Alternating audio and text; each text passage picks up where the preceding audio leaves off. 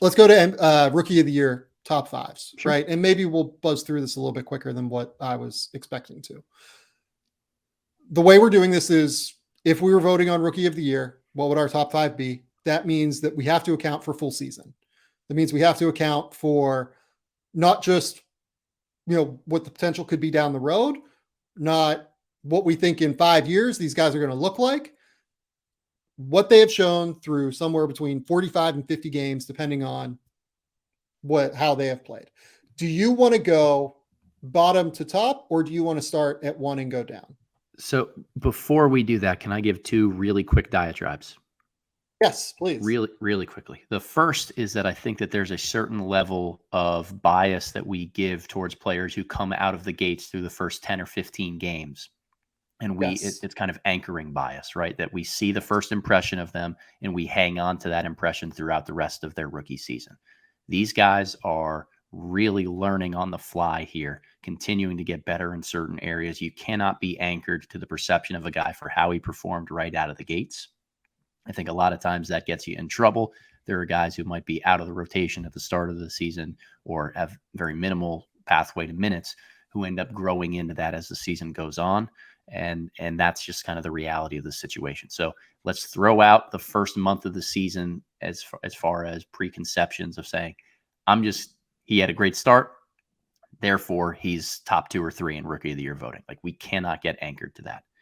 The second thing to me is always trying to figure out the difference between efficiency versus volume of minutes and opportunity. That's a really hard part of this conversation for Rookie of the Year, because a lot of times rookies who get heavy minutes are doing so on teams that might not be in the playoff picture. Therefore, their opportunity, their volume is a little bit higher.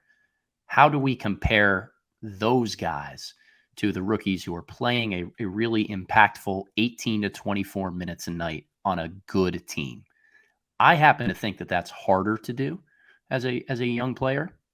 Yeah. But this is also very often an award built on accolades and trying to figure out who's, projecting or projectable into a little bit higher of a role because they've already proven that as a rookie. And that's a tough balance that I have to strike. Are we rewarding kind of the numbers and the overall production of guys who are playing 28 plus minutes a night? Or are we looking at those guys who can come in on a really good team, play 18 to 24, be solid, be efficient, but that's kind of where they stay for the rest of their career? Yeah. Okay. Let's go bottom to top. Sure. To start. Who is your number 5?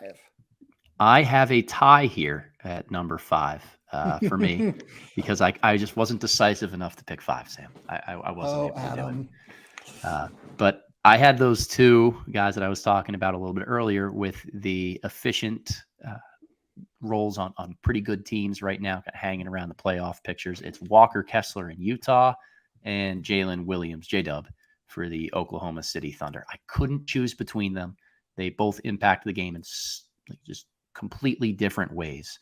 But I think both have clearly exceeded expectations and been parts of the reason why their teams are also doing so. Yep. Okay.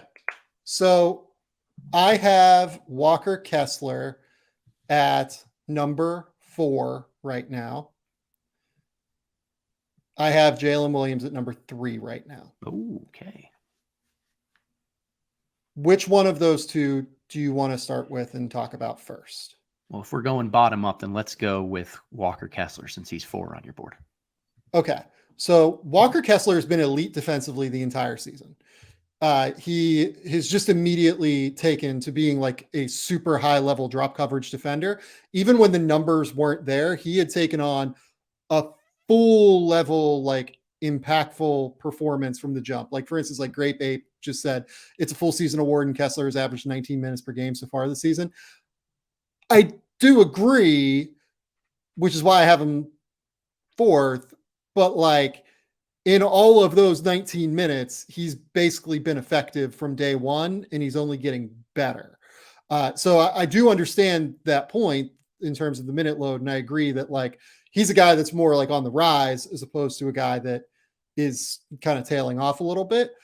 But even before this little great run, Walker Kessler was really, really good defensively. Like the Jazz's on-off numbers when Walker Kessler is on the court defensively are kind of staggering. And like you could point to the fact that he's playing behind Lauri Markkanen and Kelly Olynyk, guys that aren't like wild level defenders, but like they're still only giving up like 112.5 points per 100 possessions when he's on the court versus like 119 or 120 when he's on the court.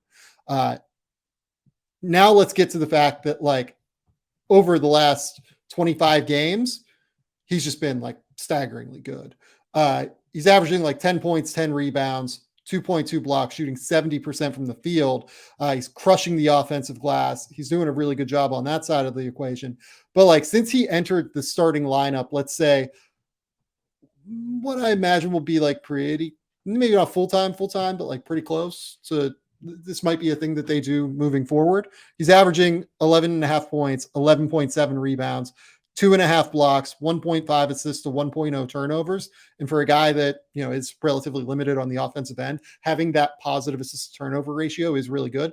65% from the field so far. He's just been awesome on both ends of the court.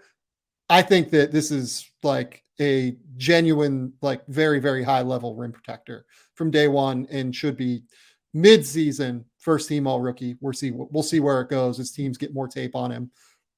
That man though, like his instincts playing like cat and mouse and drop coverage are unbelievable.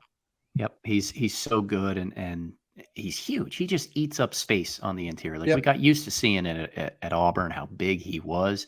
He still looks gargantuan out there on an NBA floor. Totally. The amount of space that he eats up. And I'm glad you brought up the positive assist to turnover numbers. I'm floored by how much, feel he has and touch with the ball in his hands of just being able to make the right play and understand. Like a lot of it comes off of tip outs or things like that. But to have a positive assist to turnover for his size is outrageous. Yeah. Okay. Let's go to J-Dub now. Sure. I wrote a big thing on Jalen Williams recently. I feel like I've talked about him a lot on the podcast recently. So I feel like we haven't talked as much about him because I talked about the Thunder a little bit with Schlecht. I've done a little bit more of Thunder stuff recently. What have been your impressions of J-Dub this season? Well, I know you and I talked about him on a podcast recently too. Right. Like, he seems to always catch my eye when I watch a Thunder game. The ability to blend next to Giddey and SGA and be more of an off-ball guy, a cutter, a tertiary playmaker, or run the backup point guard spot with his length is absolutely absurd. Really good decision maker, supremely efficient finisher around the basket. That's been what's caught my eye the most on the offensive end of the floor, is that he seems to score around the basket with a lot of ease. I think the floater is a huge part of that he's added that to his arsenal a little bit more consistently.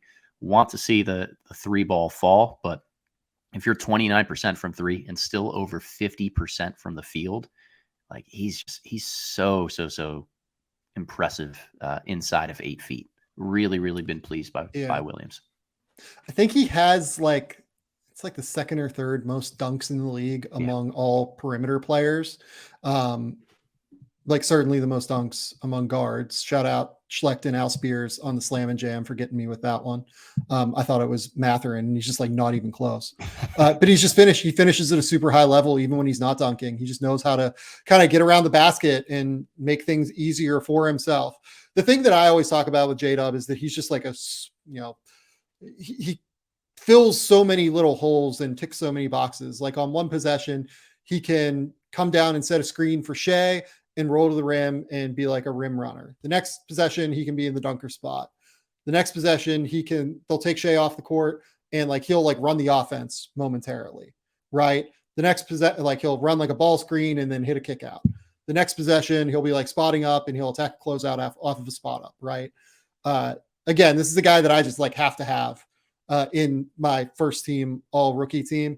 I have him at number 3. I think he has been so good. There are some defensive worries that he's going to have to figure out. But just the overall pace of play, his comfort level, his intelligence, it's just really, really high level every time I watch him. Yeah, super impressed by him. A huge reason why the Thunder bench and their minutes don't fall off when guys like SGA or Giddey sit. He's been tremendous. Yep. Okay. My number 5 is Keegan Murray. And I love Keegan Murray. I had basically 6 guys for 5 spots here. AJ Griffin was kind of the guy that, ended up falling off for me just at the end. I think that at the end of the day, I defaulted to Keegan playing a slightly bigger role on a team that is like genuinely winning basketball games right now. Like they're a top 4 team in the Western Conference.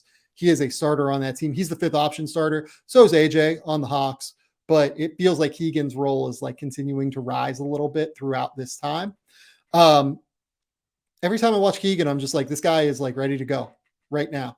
Knocks down shots at a super high level, really spaces the floor, which is super important for their structure and for their roster.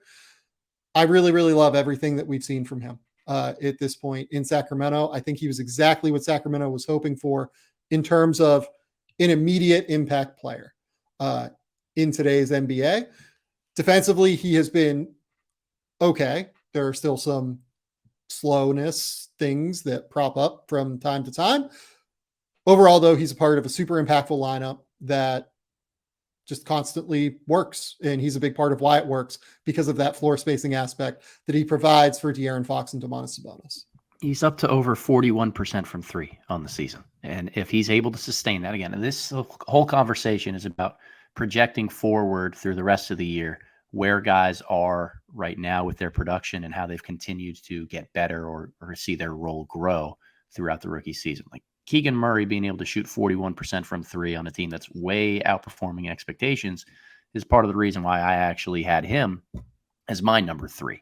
That as I was kind of splitting hairs between Kessler and J-Dub at number 5, Keegan Murray does come up at number 3 for me. I'm impressed by the volume that he's able to play. And this might sound like the most backhanded compliment ever, but if you can see a guy stay on the floor and not notice that he's a rookie and just blend in without having to do too much or make anything happen, like he doesn't stand out. And to me, that's a positive for a rookie, that he's not getting picked on. He just blends in and looks like he belongs out there and is another one of the guys. Really impressed by Keegan. Okay. So we have knocked off your number 5. 5 and number 3. We have knocked off your number 3. Who do you have at number 4? I have Jaden Ivey for the Detroit Pistons. And this is a guy that I think I had at 7 or 8, along with Andrew Nembhard. Okay. So I have Ivey because I think it's starting to click for him a little bit more. Agree with that. There has been vast improvement over the last couple weeks here. And in January, he's averaging 15.5 points, 4.5 boards, over 4 assists with a real positive assist to turnover ratio, shooting 41.5% from the field, and seems to be getting to the free throw line a little less than I'd like. But he's showing his aggression in picked spots a little bit more than he was earlier in the season. I think he was out there initially just trying to play a million miles an hour. And now he's starting to find a little bit more pace and in between game and knowing when and how to pick his spots. This is a little bit of projecting forward on my part, though. Seeing this improvement that he's made over the last couple weeks, thinking it's going to continue to last as the opportunity is there for him to get a lot of minutes with the ball in his hands. I also think that if you're a rookie, regardless of how successful your team is, and you can come in there and kind of average like 15, 4, and 4 over the course of what might end up being a 45-game sample for Ivy, that's impressive enough to be in the top 5 of Rookie of the Year rankings. Like if he can keep this level up, he's going to be really, really just have too much on his resume to keep him off the list for me. Yeah, I get it. I do. I do just want to bring up Jaden Ivey over his last 16 games, played 30 minutes a night, 41% from the field, 37.5% from 3, 74% from the line. All of those are improvements drastically or slightly, depending on which number you're looking at. 5 assists to 3.2 turnovers. I do think the turnover number does generally need to improve, but averaging about 16 points a game. He is getting better. He is becoming much more comfortable, confident. He looks more aggressive out there. And if you look generally over his last 7 games, it's like 44, 36, 81 with 16 points per game, 6 assists, 3.3 turnovers. So again, as Adam noted, the numbers are going up. I think it's like fairly reasonable to anticipate that Ivy will probably end up in, somewhere that 3 to 7 range for me. Very well could end up at number 3. That would not surprise me at all. In long term, I have no concerns about Jaden Ivey whatsoever. Yep. So really, really love how he's growing throughout the course of the season, I guess is the way I would put it. Okay, number 2. We both have the same number 2. We both have the same number 1. Number 2 is Ben Mathurin for us. Now, I'm glad you brought up the idea of that anchoring bias at the front, because I do think a little bit of that is happening with Ben right now. And if you look at his last 30 games, it has not been great. He's averaging 16 points a game, negative assist to turnover ratio, shooting only 41% from the field, 24% from 3. He is getting to the line. That's actually like kind of what's saving him for me in that time.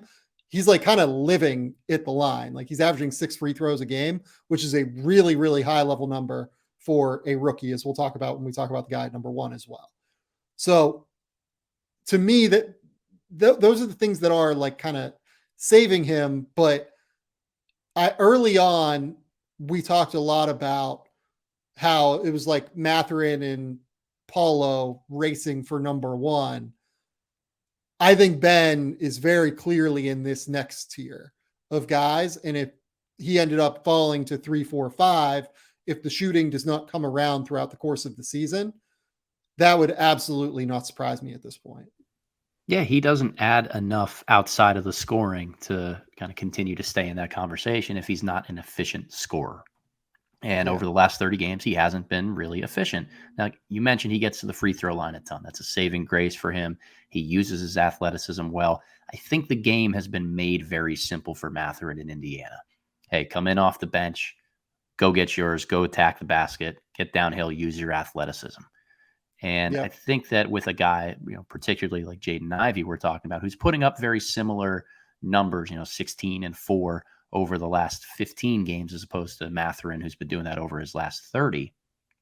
Ivey's doing more with the ball in his hands, and he's asked to do a hell of a lot more, just running and orchestrating the show, being more of a lead guard out there. So if the gap continues to narrow between Mathurin and some of these other guys from a statistical perspective, he's exactly the guy I brought up the anchoring bias for, that we can't fall in love with how great he was out of the gate and the numbers he put up over the first month and a half of the season if it doesn't translate to a full 82.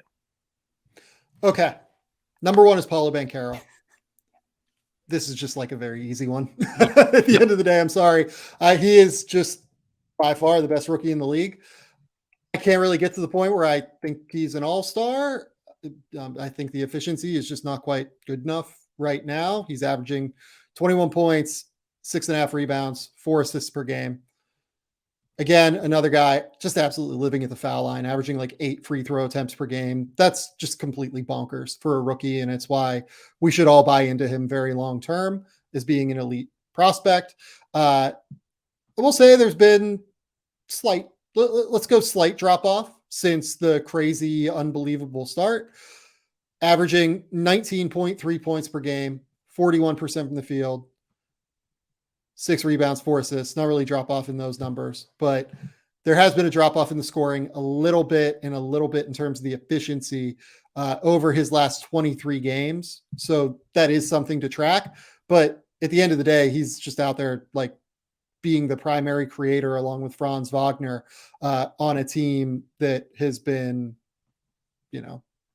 as awesome or as fun to watch, I think really is anyone in the NBA over the course of the last little while, at the very least. Basically, since they got Markelle Fultz back, Fultz has been really, really fun. And really, really valuable for them, I think. Basically having like an adult backcourt is funny. I was talking to Steve Cerruti, producer of the Ryan Russillo show and a big fan of the Orlando Magic. And he shared with me a number that was on like an Instagram link saying that, basically the best 5-man lineups in the NBA right now. Number 1 is like the Denver Nuggets starting lineup.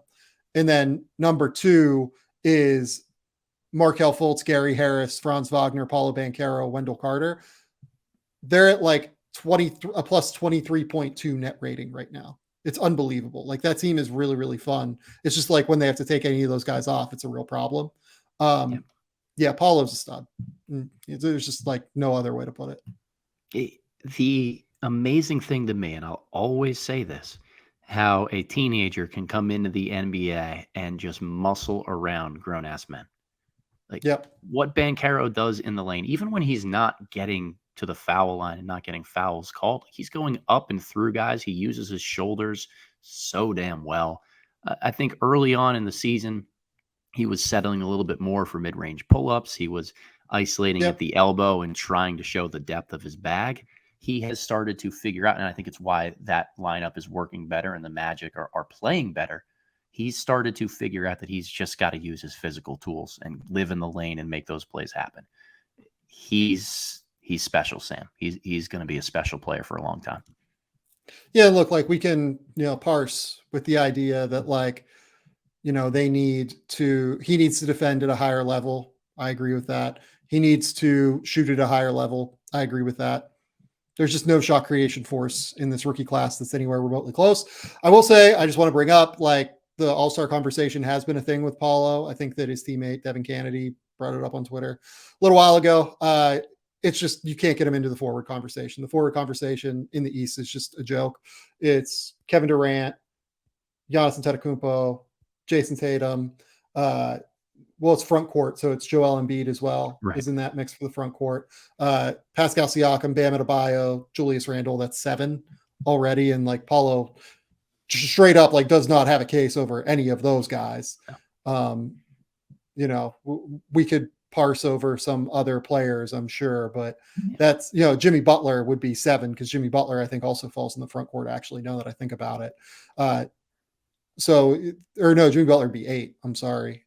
Just kind of thinking about it. And then on top of it, like if I'm being completely honest, I think that Kristaps probably has a better case even than Paolo right now. Not to say that, I think that Kristaps should make the all-star team, but I think that kind of puts it in perspective a little bit more. He's averaging more points on better efficiency across the board, rebounding better, has improved a little bit as a passer this season. He's nowhere near as good of a passer as Paolo is, but he's also an actual rim protector who plays a defensive role there for that team. And that's like a league average defense essentially. So there's just like, even like Kristaps, who I don't think is going to make the all-star team by any stretch, there's just like not really a case for Paolo over him, let alone some of these other guys. So I just wanted to put that in context, but Paolo would probably be in my top 12, something like that, like for all-star forwards, which is crazy. And total credit to him. So that's where we're at with Paolo Banchero. It's more the conversation of should he be an all-star versus should he be rookie of the year.